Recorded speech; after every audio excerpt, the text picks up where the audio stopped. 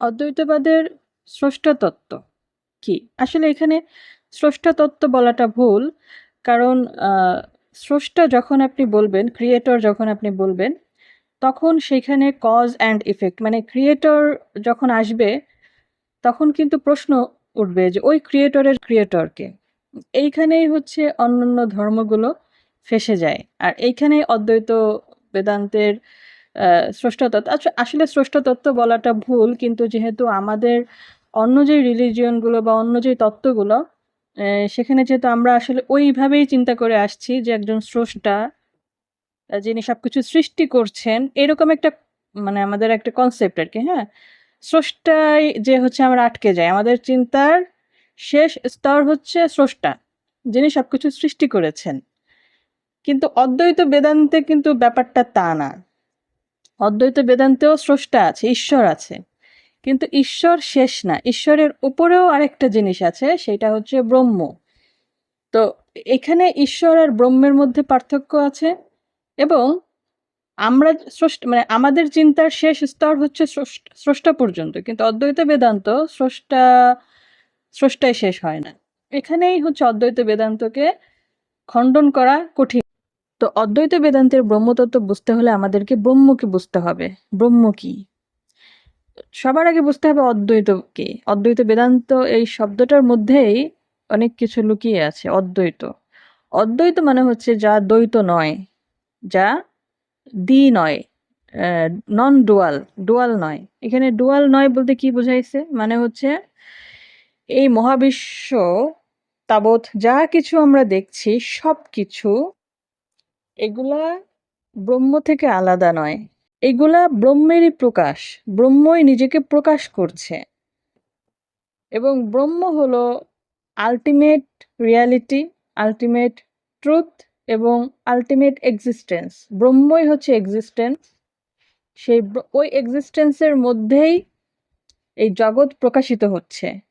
মায়া হচ্ছে এই জগৎকে এইভাবে ইলিউশনের সাহায্যে প্রকাশ করছে। আমরা জগৎটাকে যেভাবে দেখছি, জগৎ আসলে তেমন না। আপনার অদ্বৈত বেদান্তের মহাবাক্য, জগৎ ব্রহ্ম সত্য, জগৎ মিথ্যা, এটা হচ্ছে অদ্বৈত বেদান্তের মহাবাক্য। এখানে সত্য বলতে কিন্তু ট্রু না, সত্য মানে সত্য না। এখানে সত্যটা হচ্ছে, মূল বাক্যটা হচ্ছে ব্রহ্ম সত্যম জগৎ মিথ্যাম। এখানে সত্যম মানে হলো যা এক্সিস্ট করে। সৎ ধাতু থেকে আসছে এই সত্যম। সৎ ধাতু, সৎ ধাতু মানে হচ্ছে যা অস্তিত্বশীল, মানে যা এক্সিস্ট করে। তাহলে ব্রহ্মই হলো এক্সিস্ট করে, ব্রহ্ম এক্সিস্ট করে। আর যে জগৎ মিথ্যা, জগৎ মিথ্যা মানে হলো জগৎকে আমরা এখানে মিথ্যা মানে জগৎ এক্সিস্ট করে না তা না কিন্তু, বা মিথ্যা না। এখানে মিথ্যা বলতে বোঝানো হচ্ছে ভ্রম, ইলিউশন। তো জগৎ মিথ্যা মানে হচ্ছে আমরা জগৎটাকে যেভাবে দেখছি, সেইভাবে জগৎটা আসলে সেরকম না। এটা হচ্ছে একটা ভ্রম। কেমন? আসলে জগৎ ব্রহ্মেরই অংশ, মানে ব্রহ্মই এই জগৎও ব্রহ্মেরই একটা প্রকাশ। কিন্তু আমরা জগৎকে আলাদা দেখছি, আমরা ব্রহ্ম থেকে জগৎকে আলাদা দেখছি। এইটা হলো মায়ার কারণে আমরা দেখছি। এইটাই হলো আপনার ইলিউশন, ভ্রম। এবং জগৎ, আমরা যেরকম স্বপ্ন দেখি, এই স্বপ্নে আমরা একটা জগৎ ক্রিয়েট করি, একটা জগৎ দেখি, কিন্তু ঘুম থেকে ওঠার পরে আমরা দেখি যে আসলে ওগুলো তো সব, ওগুলো আমার মস্তিষ্কের মধ্যেই ক্রিয়েট হয়েছিল, আমার মধ্যেই ক্রিয়েট হয়েছিল। তো এই যে জগৎটা, এই জগৎটাও ব্রহ্মের মধ্যেই আপনার জাস্ট প্রকাশিত হচ্ছে। এই একটা লাইন আছে যে the universe it appears to consciousness, it appears in consciousness and it is nothing other than consciousness. ওই কনসাসনেস মানেই কিন্তু ব্রহ্ম। তো এই জগৎটা ব্রহ্মের মধ্যেই প্রকাশিত হচ্ছে, ব্রহ্মের নিকটে প্রকাশিত হচ্ছে, এবং এগুলো আসলে ব্রহ্ম ছাড়া কিছুই না। তো আপনি মানে অস্বীকার করা, আপনি যদি জগৎকে ব্রহ্মকে অস্বীকার করা মানে জগৎকে অস্বীকার করা। কারণ ওইখানে ওই ব্যাখ্যার ভেতরে ব্রহ্মই হলো সবকিছু, ব্রহ্মই হলো এটাকে প্রকাশ করে। আচ্ছা, গেল। এবার ব্রহ্মের আরেকটা, যে আদি শঙ্করাচার্য হচ্ছে অদ্বৈত বেদান্তের প্রবক্তা। তো তিনি হচ্ছে ব্রহ্মকে বোঝানোর জন্য আরেকটা বলেছেন যে সচ্চিদানন্দ, সৎ চিত আনন্দ। এইখানে সৎ মানে কি? সৎ মানে হচ্ছে যা এক্সিস্ট করে, আর চিত মানে হচ্ছে পিওর কনসাসনেস, আর আনন্দ মানে হচ্ছে যা যখন একটা জিনিস পরিপূর্ণতা লাভ করে তখন তার ভেতরে যে আনন্দ অনুভূতিটা আসে বা আনন্দ অনুভব করে সেইটাই হচ্ছে মানে যেহেতু ব্রহ্ম পরিপূর্ণ তাই ব্রহ্মর মধ্যে আনন্দ আছে। তাই হলো ব্রহ্ম আনন্দ। মানে তিনি সৎ, মানে তিনি এক্সিস্ট করে, চিৎ, তিনি চৈতন্য, তিনি নিজেকে ব্যক্ত করতে পারেন, প্রকাশ করতে পারেন। অ্যান্ড আনন্দ অর্থাৎ তিনি পরিপূর্ণ, এই কারণে তিনি আনন্দ অনুভব করেন। আনন্দ মানে কিন্তু হ্যাপিনেস না, সুখ না, কারণ সুখের আবার বিপরীত আছে দুঃখ। এই আনন্দ জিনিসটা আবার অনেকে বোঝে না। এখানে আনন্দ মানে একটা অন্যরকম জিনিস। আনন্দের কিন্তু কোনো বিপরীত শব্দ নাই। যার ব্রহ্মজ্ঞান লাভ করে তিনি ওই আনন্দটা অনুভব করতে পারেন। যখন মানুষের ব্রহ্মজ্ঞান লাভ হয় তখন সে সমস্ত দুঃখ, কষ্ট, বেদনা, এই মানে মায়া, সমস্ত প্রকার অ্যাটাচমেন্ট সবকিছু, এই জগৎ সবকিছু তার কাছে বিলীন হয়ে যায়, মানে তার ইয়ে থেকে চলে যায়। কেবল ব্রহ্ম নিজেকে সে ব্রহ্মরূপে দেখতে পারে এবং তখন সে ওই পরম আনন্দ অনুভব করে। তখন তো এটা হলো কেউ যখন নিজে অনুভব না করবে তখন সে বুঝতে পারবে না। মানে কেবলমাত্র শব্দ দিয়ে, কথা দিয়ে এগুলা বোঝানো সম্ভব না। যেমন আপনি কোনো জিনিসের যদি স্বাদ নেন, মনে করুন আপনি এমন একটা জিনিস খেয়েছেন যেটা আপনার বান্ধবী খায়নি। এখন আপনার বান্ধবী আপনার কাছে জিজ্ঞাসা করছে যে তুমি যে ওইটা খেয়েছো ওটার স্বাদ আমার কাছে বর্ণনা করো। তো আপনি কি তার কাছে ওই স্বাদ কথা দিয়ে, ভাষা দিয়ে বর্ণনা করতে পারবেন? সম্ভব? কোনোদিনও সম্ভব না। স্বাদ বুঝতে হলে তাকে ওইটা খেতে হবে। না, আপনি কখনোই ভাষা দিয়ে আপনি ধরুন যে কোনোদিনও কাঁঠাল খায়নি, আপনি তাকে কাঁঠাল খেতে কেমন সেটা আপনি একটু চেষ্টা করে দেখুন ভাষা দিয়ে বর্ণনা করতে। আপনি বেশি কয়েক রকম ফল আরকি মিশায়ে আপনি বোঝানোর চেষ্টা করবেন যে এই ফলের মতো একটু, ওই ফলের মতো একটু, বা এরকম একটু ঘ্রাণটা একটু এরকম। কিন্তু ওই যে আপনি বিভিন্ন জিনিসের সাথে তুলনা করছেন, ওই জিনিসগুলোর স্বাদও কিন্তু তার নেওয়া লাগবে। তাছাড়া কিন্তু সে ওইটা আবার বুঝতে পারবে না। তারপরেও আপনি পুরোপুরি প্রকাশ করতে পারবেন না। তো কাজেই ব্রহ্মকে যে অনুভব করেছে, ওই আনন্দটা যে অনুভব করেছে একমাত্র সে বুঝতে পারবে এটা। কিন্তু এটা প্রকাশযোগ্য নয়। এটা ভাষা দিয়ে প্রকাশ করা সম্ভব না। এই হলো আপনার ইয়া। আর ব্রহ্মই ব্রহ্মই যে এক্সিস্ট করে, ব্রহ্ম যে সত্য, আচ্ছা ব্রহ্ম মানে কি? কনসাসনেস, পিওর কনসাসনেস বা আত্মাই হচ্ছে ব্রহ্ম। লাইনটা হলো ব্রহ্ম সত্য, জগৎ মিথ্যা, জীব ও ব্রহ্ময়া না পরায়া। মানে জীবাত্মা এবং ব্রহ্ম আলাদা কিছু না, এক। এখানে আমি আমি কে এর উপরে আমি ৩টা ভিডিও বানিয়েছিলাম পার্ট বাই পার্ট। ওই ভিডিওগুলো দেখার অনুরোধ জানাচ্ছি। কারণ আপনি যতক্ষণ না ওইগুলো বুঝবেন আমি কে, ততক্ষণ আপনি ব্রহ্মকে বুঝতে পারবেন না। কারণ আমিই ব্রহ্ম। ঠিক আছে? তা আমি ডেসক্রিপশন বক্সে আর পিন কমেন্টে দিয়ে রাখবো। আপনারা কাইন্ডলি ওই ভিডিওগুলো দেখে নিবেন। তাহলে একদম জলের মতো পরিষ্কার হয়ে যাবে। অন্যথা আমি ওগুলো যদি এখন রিপিট করি অনেক বড় হয়ে যাবে। এছাড়া যেহেতু আমি বানিয়ে রেখেছি অলরেডি, কেন রিপিট করব? তবে ব্রহ্ম যে এক্সিস্ট করে এবং আমিই ব্রহ্ম, এটা বোঝার জন্য রাজা জনকের একটা চমৎকার কাহিনী আছে। যদিও আমি গল্প অত ভালো বলতে পারি না, তারপরও আমি মানে মূল ভাবটা বোঝার জন্য যথেষ্ট হবে সেভাবে বলছি। তো রাজা জনক একবার স্বপ্ন দেখছেন যে তার রাজত্বে আক্রমণ করেছে কেউ, এবং যারা আক্রমণ করেছে তারা অনেক শক্তিশালী, তাদের সেনাবাহিনী খুব শক্তিশালী, সেনাপতি। তো রাজা জনককে তারা ধাওয়া করছে, তিনি দৌড়াচ্ছেন। দৌড়াতে তিনি একটা ঝোপের মধ্যে যেয়ে লুকিয়ে আছেন এবং সেখানে তার পা কেটে যায়। পা কেটে গেলে তিনি ওই কাটা পা নিয়ে দৌড়াতে থাকেন। মানে ওইখানে যখন তাকে আবার ধাওয়া করে ওই পর্যন্ত চলে আসে তখন তিনি আবার দৌড়াতে থাকেন। দৌড়াতে তার ওখান থেকে রক্ত বের হয় পা থেকে। তিনি দুর্বল হয়ে পড়েন। এরপর তিনি আরও একটা জায়গায় লুকিয়ে পড়েন এবং সেখানে উনি পাশে এক টুকরো রুটি দেখতে পান। তো উনি তখন চিন্তা করেন যে আমি তো দুর্বল হয়ে গিয়েছি, আমার ক্ষুধাও লেগেছে খুব, তো আমি রুটিটা খাই। উনি রুটিটা খাওয়ার জন্য যখন রুটিটা মানে ধরতে যাবেন, হাতে নেন, তখন একটা চিল এসে ওই রুটিটা কেড়ে নিয়ে যায় ছোঁ মেরে। তো রাজা হলো তখন আমার রুটি গেল কই, আমার রুটি গেল কই বলে চিল্লায় ওঠে। ওই যে যখন চিল্লায় উঠছে রাজা, সে আসলে স্বপ্নের মধ্যে চিল্লায় কিন্তু বাস্তবেই আর কি সে চিল্লায়। তখন ওই রাজার প্রহরীরা, তারপরে ইয়ারা, যারা অনুচর, আম, ভৃত্য, তারা হচ্ছে দৌড়ায় চলে আসে রাজার যে রাজা কেন চিল্লাচ্ছে। তো এসে দেখে যে রাজা আমার রুটি কই, আমার রুটি কই বলে চিল্লাচ্ছে। তারপরে হচ্ছে রাজার ঘুম ভেঙে যায়। ঘুম ভেঙে যাওয়ার পরেও সে ওইটা বলতে থাকে আমার রুটি কই, রুটি কই। তখন ওই রাজার যারা ভৃত্য আছে তারা বলছে যে রাজামশাই, আপনার তো খাবার তো সব, কত খাবার পড়ে আছে, রুটি টুটি কত কিছু আছে, আপনি কি রুটি কই বলতেছেন?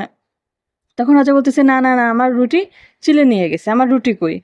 তখন ওরা বলতেছে যে না, আপনার এখানে দেখুন কত রুটি আছে, কত খাবার আছে।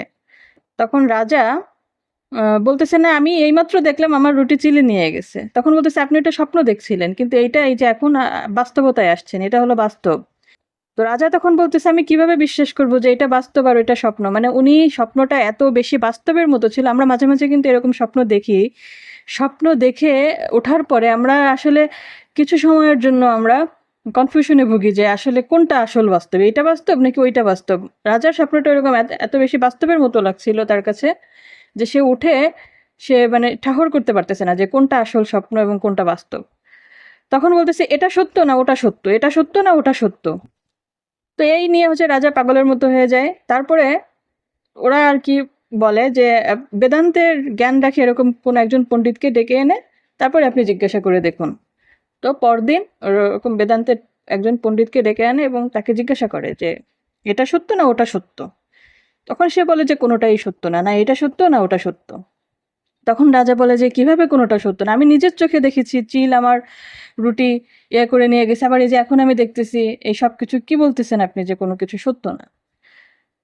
তখন উনি বলে যে তুমি যা দেখছো সে তুমি তুমিই সত্য, বাকি সব কিছু হচ্ছে ভ্রম, মানে কেবল তুমিই হচ্ছে সত্য। তো ওইটাও সত্য, এইটাও সত্য। এবার হচ্ছে রাজা বলে যে আপনি না কেবলই বললেন যে ওইটাও সত্য না এটাও সত্য না, আবার এখন বলতেছেন ওইটাও সত্য এটাও সত্য, এটা কিভাবে? তো সে পণ্ডিত বলে যে দেখো, স্বপ্ন যতক্ষণ তুমি দেখেছিলে ততক্ষণের জন্য ওই স্বপ্নটা সত্য ছিল, এটাকে বলা হয় প্রাতিভাসিক সত্য। এবং এখন যে তুমি আরেকটা বাস্তবতায় আছো, এটা হলো ব্যবহারিক সত্য, তোমার রানী, পাইক পেয়াদা এ যারা। তো ওইখানেও তুমি ছিলে, এইখানেও তুমি আছো, আর এই তুমিটাই হলো সত্য। মানে তুমি যে দেখছো স্বপ্নটাও কিন্তু তুমি দেখছিলে, আর এই যে যে এখন যা তুমি দেখছো এটাও কিন্তু তুমি দেখছো, অর্থাৎ তুমি তুমি তুমি এক্সিস্ট করছো, তুমি সবখানেই বর্তমান আছো, তুমি সব কিছু দেখছো, তুমি প্রত্যক্ষদর্শী, তুমি হচ্ছে সেই সত্য। আর বাকি যা কিছু এগুলো মায়া, এগুলো ভ্রম, এগুলো সাময়িক সময়ের জন্য সত্য। ওই যে যেই তুমি, বা ওই যে আমরা, আমাদের যে অ্যাওয়ারনেস, আমাদের যেই কনসাসনেস, ওইটাই হচ্ছে পরম ব্রহ্ম। এটা এভিডেন্ট। মানে আপনি যদি জিজ্ঞাসা করেন যে ব্রহ্ম যে আছে, সেই ব্রহ্ম যে আছে এটার প্রমাণ কি? এটার প্রমাণ হচ্ছে এইটাই যে আপনি এই প্রশ্নটা করছেন, আপনি এই চিন্তাটা করছেন, আপনি কনফিউজড হচ্ছেন এবং আপনি সবকিছু দেখছেন, এইটাই হলো প্রমাণ। মানে আপনি যে এই অনুভবটা করতে পারছেন, এটাই হলো প্রমাণ যে আপনি আছেন। মানে একটা কিছু আছে, একটা চেতনা আছে, ওই চেতনাটাকেই হলো ব্রহ্ম বলা হয়। তো ওইখানে যে ওই যে স্বপ্নটা দেখছে, ওই স্বপ্নটা, স্বপ্ন, যখন আমরা স্বপ্ন দেখি তখনও কিন্তু আমিই দেখি স্বপ্নটা। আবার যখন আমি গভীর ঘুমে নিদ্রা যাই তখনও কিন্তু আমিই নিদ্রা যাচ্ছি, আমিই কিন্তু ঘুম থেকে উঠে বলি যে আমি গভীর ঘুমে নিদ্রা গিয়েছিলাম। একটা সাক্ষী চৈতন্য থাকে আমাদের একটা, যে হচ্ছে ওই গভীর ঘুমটাকেও যে আপনার প্রত্যক্ষ করে। আচ্ছা, ওইটা আরো গভীর ব্যাখ্যা, ওটা এখন করব না। আবার এই যে যে আমরা এখন যে বাস্তবতা দেখতে পাচ্ছি ঘুম থেকে ওঠার পরে, এটাও কিন্তু আরেকটা মানে জগৎ। এই জগৎটাও যে ভ্রম না তার কোনো গ্যারান্টি কিন্তু কেউ দিতে পারবে না। মানে এই জগৎটাও কিন্তু স্বপ্নের মতো একটা ভ্রম হতে পারে। এবং স্বপ্নের অদ্বৈত বেদান্ত সেইটাই বলে যে এই যে যে আমরা যে জগৎটা দেখছি এটাও মূলত ভ্রম। এটা ব্রহ্মের মধ্যেই প্রকাশিত হচ্ছে জগৎটা। যেমন আমরা স্বপ্নের মধ্যে, স্বপ্নের যে জগৎটা, সেই জগৎটা কিন্তু আমাদের মস্তিষ্কের মধ্যে প্রকাশিত হয়, ক্রিয়েট হয়, আসলে কিন্তু তার কোনো বাস্তবে কোনো অস্তিত্ব নাই।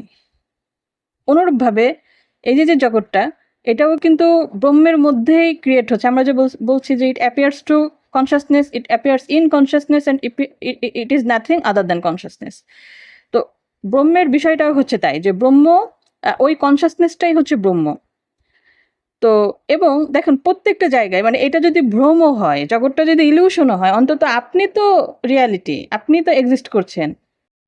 তো আমাদের এই যে চারপাশের জগৎটা, এটা যে ভ্রম, এটা কিন্তু বিজ্ঞানের সাহায্যেও ব্যাখ্যা করা যায়।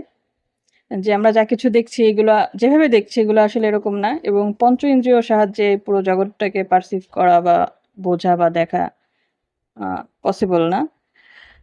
তো যেমন স্ট্রিং থিওরি যদি সত্য হয়, তাহলে স্ট্রিং থিওরি কি বলে, যে যত বস্তু আর কি, যা কিছু আমরা দেখছি, এগুলা কিছু মৌলিক কণার সমন্বয়ে গঠিত।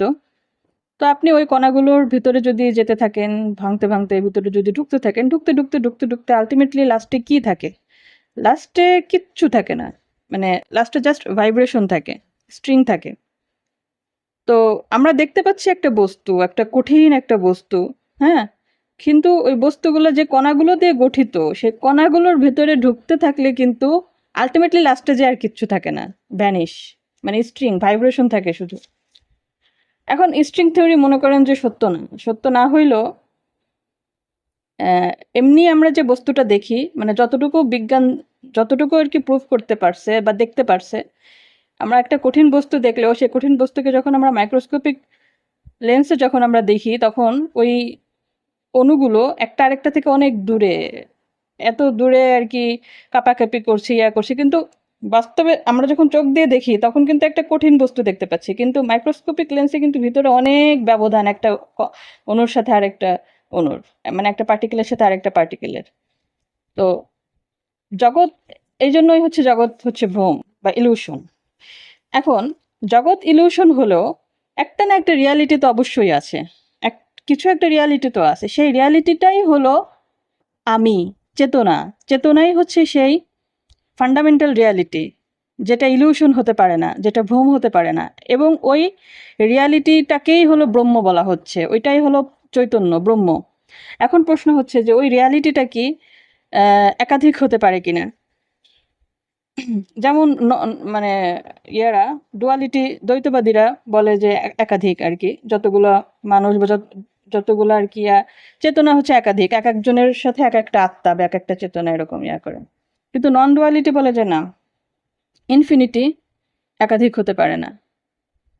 কারণ আপনি নিজেই চিন্তা করে দেখুন যে ইনফিনিটি মানে কি? ইনফিনিটি মানে হলো যেটা যার কোনো সীমা পরিসীমা নেই। এখন আপনি একটা জিনিসকে ইনফিনিটি ধরে নিচ্ছেন, যেটা ইনফিনিটি, তো তাহলে আপনি ওর আশেপাশে আরেকটা ইনফিনিটি কিভাবে কল্পনা করতে পারেন? কারণ ধরুন আপনি একটাকে ইনফিনিটি এ ধরতেছেন, একটাকে যে ও হচ্ছে ইনফিনিটি এ, আরেকটাকে আপনি ইনফিনিটি বি ধরতেছেন।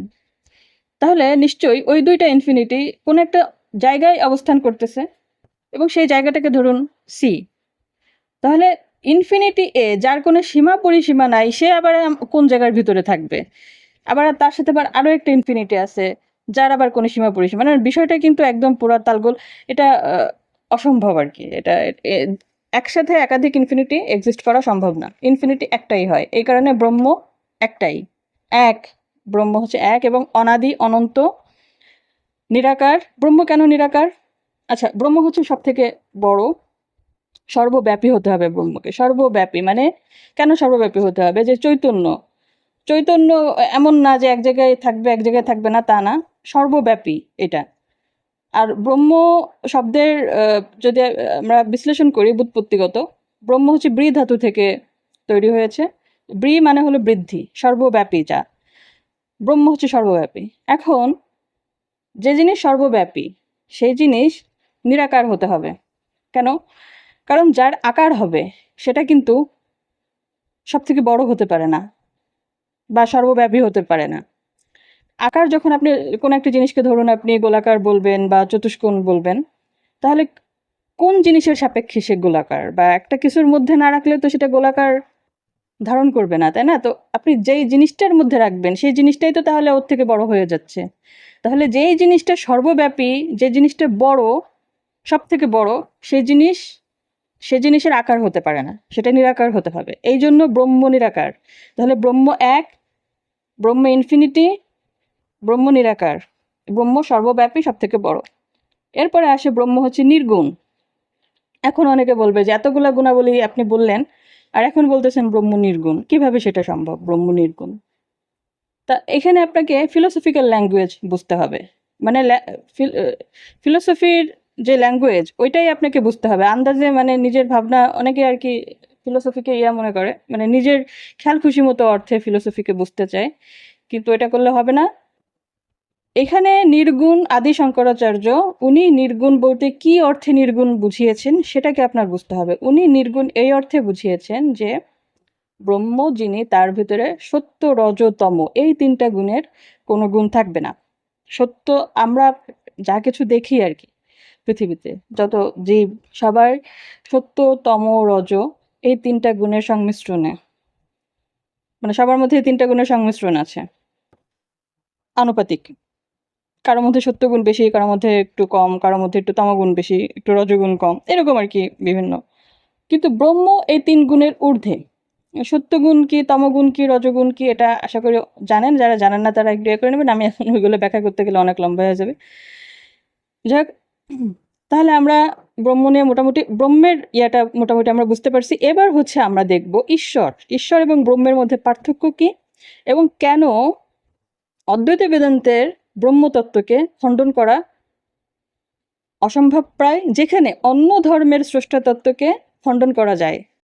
অন্য ধর্মগুলো ঈশ্বরকে কিভাবে করে? অন্য ধর্মগুলোর মতে ঈশ্বর হচ্ছে একটা সেপারেট এন্টিটি। তারা ডুয়ালিস্টিক স্ট্রাকচারে হচ্ছে তারা ঈশ্বরকে কল্পনা করে, যে ঈশ্বর হচ্ছে একজন ক্রিয়েটর এবং এই বাকি সব কিছু হচ্ছে তার সৃষ্টি, অর্থাৎ ক্রিয়েটর এবং ক্রিয়েশন। এই যে ডুয়ালিস্টিক একটা স্ট্রাকচারে তারা কল্পনা করে। তো এই ডুয়ালিস্টিক স্ট্রাকচারে যখন কল্পনা করে তখন সিরিয়াস কিছু ফিলোসফিক্যাল কন্ট্রাডিকশন এখানে দাঁড়ায়। যেমন একটা হচ্ছে যে হু ক্রিয়েটেড দ্য ক্রিয়েটর, ক্রিয়েটরকে কে ক্রিয়েট করেছে? If God created everything, who created God? এই প্রশ্ন কিন্তু স্বাভাবিকভাবে দাঁড়ায়। এটার উত্তর তারা দেওয়ার চেষ্টা করলেও এটার আলটিমেটলি আপনি এটার উত্তর আসলে দেওয়া যাবে না ওইভাবে, যে মানে কজ অ্যান্ড ইফেক্টের যে সাইকেল, এটা এখানে এখানে একটা জটিলতা তৈরি হয় যে সবকিছু তো একটা কজ আছে, তাই না? সবকিছু যদি সবকিছুর একটা কজ আছে, মানে আমরা যে এক্সিস্ট করতেছি এই ইসে, সেটার কজ যদি ঈশ্বর হয়, ঈশ্বর আমাদেরকে সৃষ্টি করেছেন এই জন্য যদি আমরা এক্সিস্ট করি, তাহলে ঈশ্বরকে কে সৃষ্টি করেছে? ঈশ্বরের অস্তিত্ববান হওয়ার কজটা কি? এখানে আরেকটা মানে এখানে যে মেজর কন্ট্রাডিকশন দাঁড়ায় সেটা হলো যে তারা বলে যে কোনো কিছু কারণ ছাড়া হতে পারে না। মানে তারা বলে যে এই যে এত সুন্দর সৃষ্টি আমরা দেখছি, কোনো এক ঈশ্বর যদি এটা সৃষ্টি না করে তাহলে এটা কিভাবে সৃষ্টি হয়েছে আপনি? তো তার মানে এরা এরা মনে করে যে এই সুন্দর জিনিস বা এই যে জটিল সৃষ্টি, এই সৃষ্টি জগতের একটা সৃষ্টিকর্তা থাকা আবশ্যক। প্রশ্ন হচ্ছে, এই জগতের যদি সৃষ্টিকর্তা থাকা আবশ্যক হয় তাহলে সৃষ্টিকর্তার সৃষ্টিকর্তা থাকাও আবশ্যক হয়ে দাঁড়ায়। If God is uncaused, why can't the universe be uncaused? তাই না? আপনি যদি মনে করেন যে গডকে সৃষ্টি করার প্রয়োজন নাই, তাহলে তো ওই সূত্র অনুযায়ী বলা যায় যে ইউনিভার্সকেও সৃষ্টি করার প্রয়োজন নাই। তো এই হচ্ছে একটা ফিলোসফিক্যাল কন্ট্রাডিকশন দাঁড়ায়। সেকেন্ড ফিলোসফিক্যাল কন্ট্রাডিকশন হচ্ছে যে why is God separate from creation? God কেন ক্রিয়েশন থেকে সেপারেট? এটা কিভাবে? আমি একটু আগে ইনফিনিটির ব্যাখ্যা দিয়েছিলাম। অসীম, আমরা বলেছি ব্রহ্ম হচ্ছে অসীম, এবং আমরা ব্রহ্মতত্ত্বে কিন্তু পুরো এই জগৎটা ব্রহ্মের মধ্যেই প্রকাশিত হচ্ছে। বাট যারা ডুয়ালিস্টিক স্ট্রাকচারে বিশ্বাস করে তারা গডকে আলাদা রাখে, সৃষ্টিকে আলাদা রাখে, এবং তারা কিন্তু গডকে অসীম মানে। তাহলে প্রশ্ন হচ্ছে যে if God is infinite, then a separate universe would limit God's infinity. এটা আশা করি বুঝতে পারছেন আপনারা, যে গড যদি অসীম হয়ে থাকে তাহলে সেপারেট যে ইউনিভার্স, আপনি সে অসীম থেকে যখন আপনি ইউনিভার্সকে আলাদা করে ফেলছেন তখন সেইটা গডের ইনফিনিটিকে লিমিট করে দিচ্ছে। তাহলে গড আর ইনফিনিটি থাকতেছে না, কলাপস হয়ে যায় কিন্তু এখানে। আচ্ছা, থার্ড আর একটা কন্ট্রাডিকশন সেটা হচ্ছে যে why does an omniscient God create an imperfect world? যে গড যদি পারফেক্ট হয় এবং অমনিসিয়েন্ট হয়, সর্বজ্ঞাত এবং পারফেক্ট যদি হয় সে, তাহলে সে কেন ত্রুটিপূর্ণ ইউনিভার্স এবং এই দুঃখ ভারাক্রান্ত, মানে যেখানে এত দুঃখ কষ্ট বেদনা এত ফ্ল দেখতে পাই আমরা, কেন তিনি এরকম একটা মহাবিশ্ব তিনি সৃষ্টি করবেন? এই একটা প্রশ্ন কিন্তু দাঁড়ায় যায়। কিন্তু অদ্বৈত বেদান্তের ব্রহ্মতত্ত্ব এই প্রশ্নগুলোর উত্তর দিতে পারে। দিতে পারে কিভাবে? কারণ অদ্বৈত বেদান্ত কিন্তু সেপারেট ইসে বিশ্বাস করে। তারা ওই সৃষ্টি জগৎকে ব্রহ্মেরই প্রকাশ মনে করে। ব্রহ্মটাই হলো আলটিমেট এক্সিস্টেন্ট, এই যে পরম চেতনা, পরম চৈতন্য। আর আমরা যা কিছু দেখছি এগুলো হচ্ছে মায়া, ভ্রম। আর ওই পরম চৈতন্য ওইটা, মানে আমরা সবকিছু সহই, এই ভ্রমটাও ব্রহ্মেরই অংশ, কিন্তু ভ্রমটাও ব্রহ্মের মধ্যে, ব্রহ্মই, সবকিছুই ব্রহ্মময়। ঠিক আছে? মানে এর কোনো শুরু আর শেষ নাই।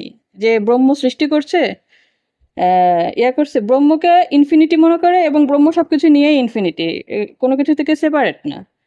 আদি শঙ্করাচার্য বলেন যে এই যে ক্রিয়েটর ভার্সেস ক্রিয়েশনের যেই ডিস্টিংক্ট, বা গড ভার্সেস ওয়ার্ল্ডের যে ডিস্টিংক্টটা, এটা হচ্ছে মূলত মায়ার কারণে আর কি হয়।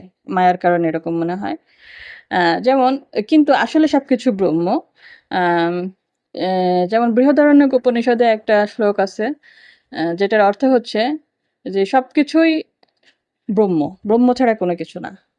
Your thoughts, objects, space, time, সবকিছু, সবকিছুই ব্রহ্ম, যেটা ভিন্ন ভিন্নভাবে প্রকাশিত হচ্ছে। ব্রহ্মই ভিন্ন ভিন্ন রূপে নিজেকে প্রকাশ করছেন। আমরা বলেছিলাম ব্রহ্ম হচ্ছে চিৎ, যে যে প্রকাশ করতে পারে, ব্যক্ত করতে পারে।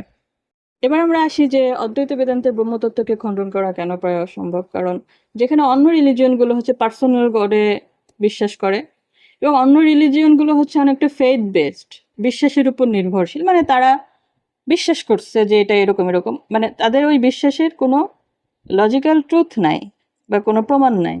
বাট ব্রহ্মর কিন্তু ইয়া আছে, লজিক্যাল ট্রুথ আছে আর কি, প্রমাণ আছে। এটার প্রমাণ ওই যে ইউ এক্সিস্ট, আপনি যে অস্তিত্বশীল, ওইটাই প্রমাণ ব্রহ্মের অস্তিত্বের। এবং আপনার অস্তিত্বকে আপনি ডিনাই করতে পারবেন না। আর আপনার যে অস্তিত্ব সেটা কোনো অবজেক্ট না।